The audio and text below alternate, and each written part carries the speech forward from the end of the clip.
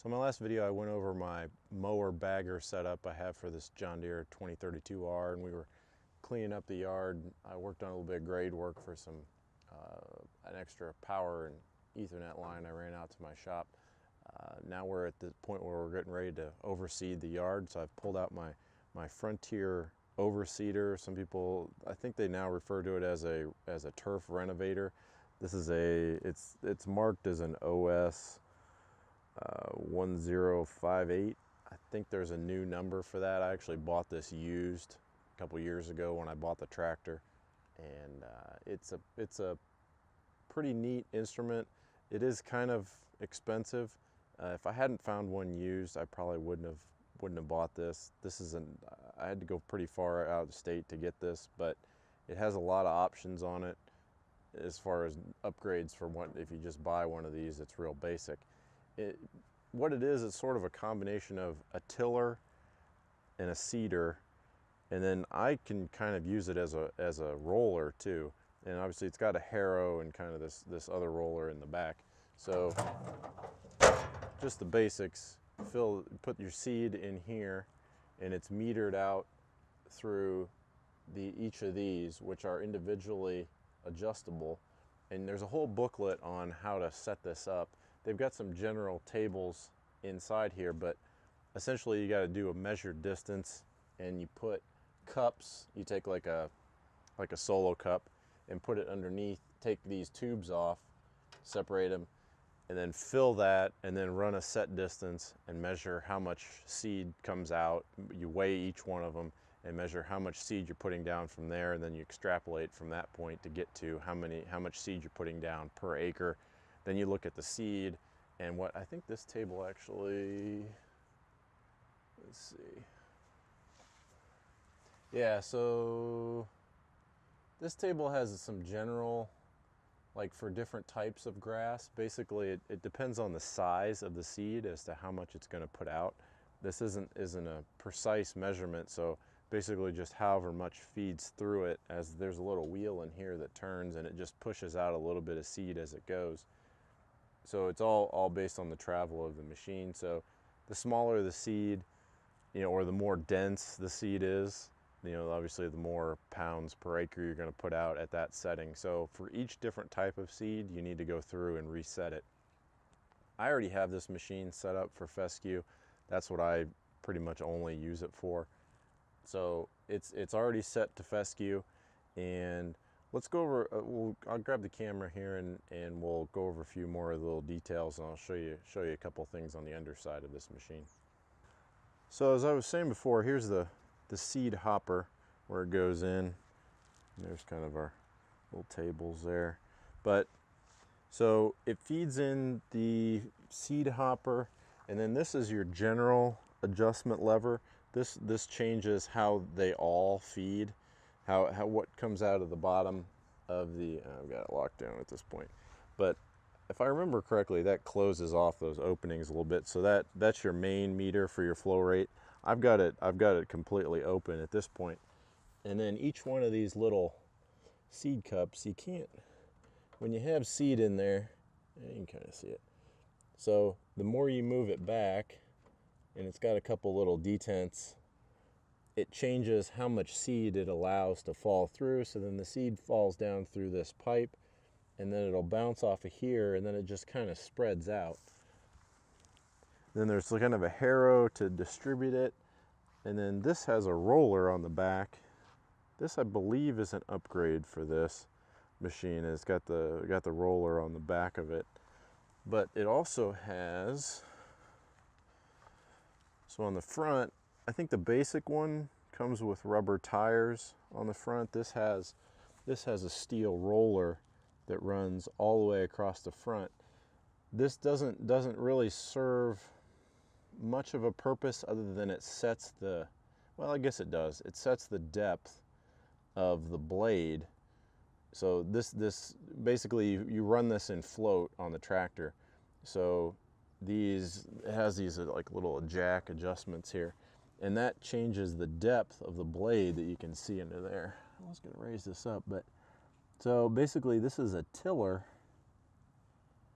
and it cuts it cuts a straight cut in the ground, and then the seed drops into that, and then as it passes over it, this kind of compactor pushes it down.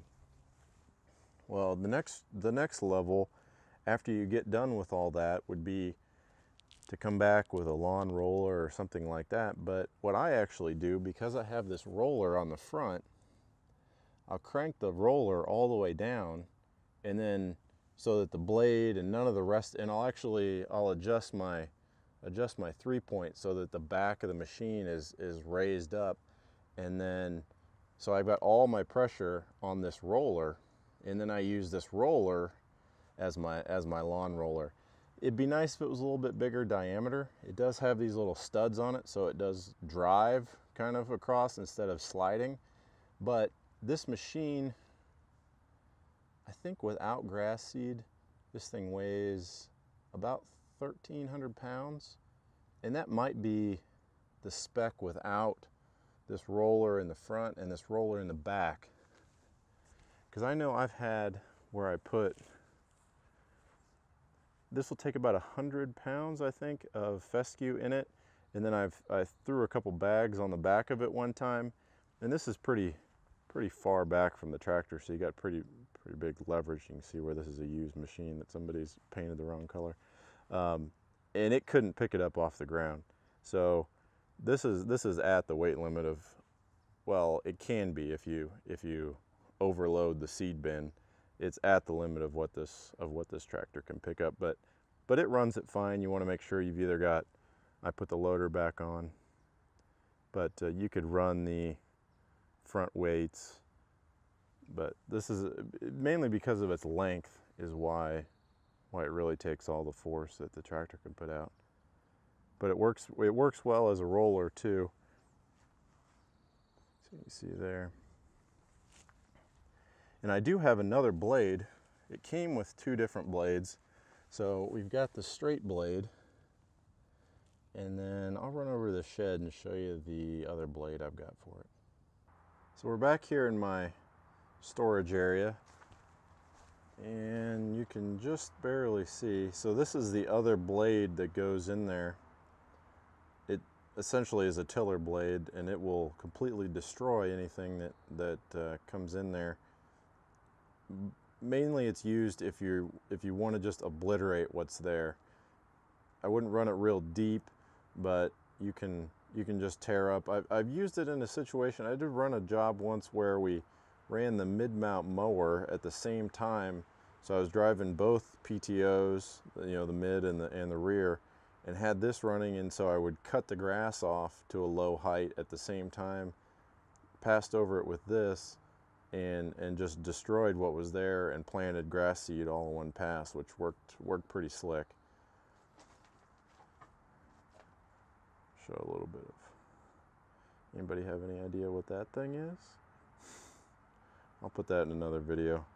I got a lot of toys back here, including my favorite mower of all time, the 61-inch Quick Track. Anyway, back to overseeding, and we'll get some GoPro video on that.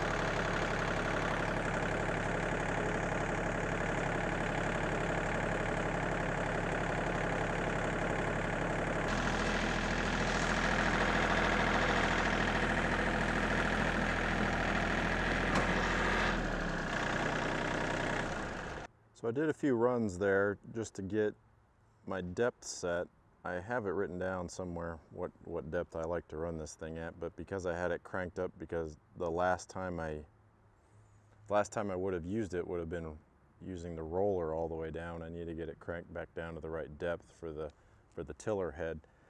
So you can see as we go across, this is my first pass. You can see it's not really making that deep of a cut, and it's not really incorporating the seed that well. Then we go across, we got a little bit better. You can see it's cutting down through, but with the soil as soft as it is, it didn't really break it up and didn't really incorporate the seed in. So I set it down a little bit, well, a fair bit deeper, and now we're getting a good cut. The one thing that it does do, and it is sort of related to how moist the soil is and how sharp your blades are, is you start to get where it's chunking up like that. That doesn't roll out very well when you get that. So I try to avoid that. I would probably back off a little bit on the depth. On most of the run, you can see it did it pretty evenly, where it wasn't. Basically what that is that the slice that it's cutting, if the force between the two blades, I guess, is stronger than the whatever you want to call it, the not surface tension, but you know, within the soil that's underneath it, and it picks up that clod that's in between the blades and then kind of throws it. But you can see we've got a lot better incorporation of our seed here. Like I said, I would probably come out a little bit on my, raise up my blades just a little bit, because that's probably a little too deep for as damp as this is. But when I come back and roll that out with the roller, it's gonna roll out pretty nice. But we won't show that. I'm just running a test here, but you can see the pattern that straight blade makes. Burn pile. So we're gonna get this.